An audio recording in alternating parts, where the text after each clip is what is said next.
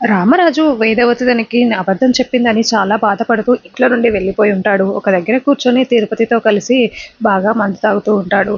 అప్పుడే తిరుపతి, బావా నువ్వు ఇంటికి వెళ్దాం పద బావా, అక్క నీకోసం ఎదురు చూస్తూ ఉంటుంది అని చెప్తూ ఉంటే, రే నువ్వేంట్రా మీ అక్క గురించి మాట్లాడుతున్నావు? మీ అక్క నన్ను మోసం చేసిందిరా. నేను ప్రపంచంలో ఎవరినైనా ప్రేమించాను అంటే అది తననే కదా. తన కోసం నేను ఎన్ని నిందలు భరించానురా. అనాథ అనాథ అని వాళ్ళు ఎన్ని మాటలు అన్నా కూడా నేను అదంతా భరించింది బుజ్జమ్మ కోసమే కదరా అని అంటూ ఒక నిమిషం ఆగిపోయి, రేయ్ నీకు కూడా ఈ దీనిలో భాగం ఉందారా? ధీరజ్కి ప్రేమకి పెళ్లి చేసిన విషయంలో నీ పాత్ర కూడా ఉందట్రా అని అడుగుతూ ఉంటే, బావ బావ నువ్వు అలా అనుకోకు బావా, లేదు బావా అని తిరుపతి అంటూ ఉంటాడు. రే నిజం చెప్పరా అని అంటూ ఉంటే, నా మీదొట్టు బావా, అంతెందుకు నీ మీదొట్టు బావా, లేదు బావా అని చెప్తూ ఉంటే, బతికించావురా. ఇంకా అందరూ నాకు కలిసి నన్ను మోసం చేశారు అని తెలుసుంటే నేను ఇంకా నా గుండె పగిలిపోతుందిరా అని రామరాజు ఏడుస్తూ ఉంటాడు. మరోవైపు ధీరజ్ రామరాజుని వెతుక్కుంటూ అక్కడికి వచ్చి, నాన్న నాన్న ఇంటికి వెళ్దాం పదండి అని అంటూ ఉంటే, ఎక్కడికి రా నేను రాను అని రామరాజు అంటూ ఉంటాడు. ఏంటి నాన్న మీరు అలా ఇంట్లో నుండి వచ్చేస్తే అమ్మ ఎంత బాధపడుతుందో తెలుసా? ఆ చందు అన్నయ్య కోసమైనా రండి నాన్న, అమూల్య కూడా చాలా బాధపడుతుంది, అమూల్య కోసమైనా రండి నాన్న అని ధీరజ్ చెప్పడంతో, అవునరా నేను ఇంత జరిగినా కూడా నేను బ్రతికి ఉన్నది నా పిల్లల కోసం, నా కూతురు బాధపడుతుంది, నా చందు చాలా మంచివాడ్రా, వాడు బాధపడతాడు, పదరా వెళ్దాం అని రామరాజు ధీరజ్తో వెళ్తూ ఉంటాడు. మరోవైపు వేదవతి ఇంటి దగ్గర కూర్చొని రామరాజు కోసం ఆలోచిస్తూ చాలా ఏడుస్తూ ఉంటుంది, ఎక్కడికి వెళ్ళిపోయాడో ఏంటో అని. ఇంకా అప్పుడే అమూల్య వాళ్ళందరూ అక్కడే ఉండి ఉంటారు. మళ్ళీ మాత్రం చాలా సంతోషంగా చూస్తూ ఉంటుంది. అప్పుడే రామరాజు ధీరజ్ వాళ్ళు అక్కడికి వస్తారు. అమ్మ నాన్నొచ్చాడు అని అమూల్య చెప్పడంతో ఇంకా వేదవతి ఒక్కసారిగా రామరాజు దగ్గరికి వెళ్ళి, ఇవ్వండి అని హక్ చేసుకొని చాలా బాధపడుతూ, ఎందుకండి మీరు నాతో మాట్లాడట్లేదు, ప్లీజ్ అండి నాతో మాట్లాడండి, మీరు ఎక్కడికి వెళ్ళిపోయారు, అలా చెప్పా పెట్టకుండా వెళ్ళిపోతే నేనేం కావాలండి అని ఏడుస్తూ ఉంటుంది.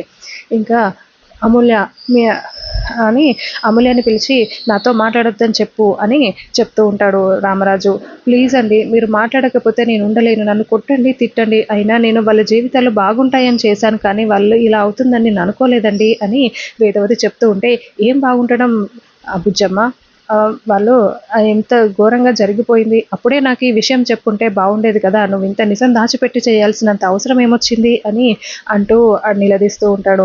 అది కాదండి, ఒక ఆడపిల్ల జీవితం నిలబెట్టాలని అనుకున్నాను అంతే అని వేదవతి చెప్తూ ఉంటే, నువ్వు ఒక ఆడపిల్ల జీవితం నిలబెట్టాలనుకుని మన కొడుకు జీవితాన్ని నాశనం చేశావు, ఇప్పుడు చూడు ఎక్కడి వాళ్ళు అక్కడ బాధపడుతూ ఉన్నారు, తను వెళ్ళిపోయింది, ఇప్పుడు వీడికి ఎవరు సమాధానం చెప్తారు అని రామరాజు అంటూ ఉంటాడు.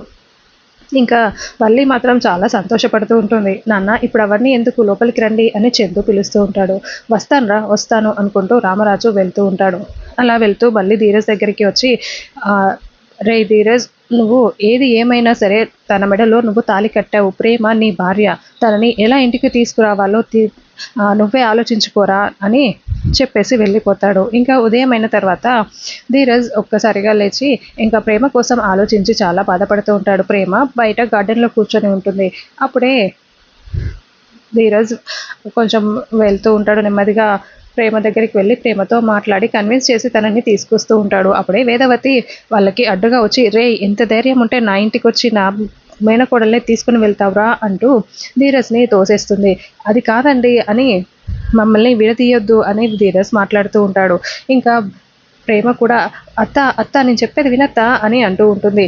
లేదు ప్రేమ, నీకు వాడు మళ్ళీ నిన్ను మాయ మాటలు చెప్పి నిన్ను లొంగ తీసుకువెళ్ళాలని చూస్తున్నాడు, నువ్వు మళ్ళీ మాయలో పడిపోకు అని ప్రేమని లాగేస్తూ ధీరజ్ని ప్రేమని కలవనీయకుండా చేస్తూ ఉంటుంది. ఇంకా ప్రేమని లోపలికి లాక్కు వెళ్తూ ఉంటుంది. ప్రేమ ప్రేమ అని ధీరజ్ పిలుస్తూ ఉంటాడు.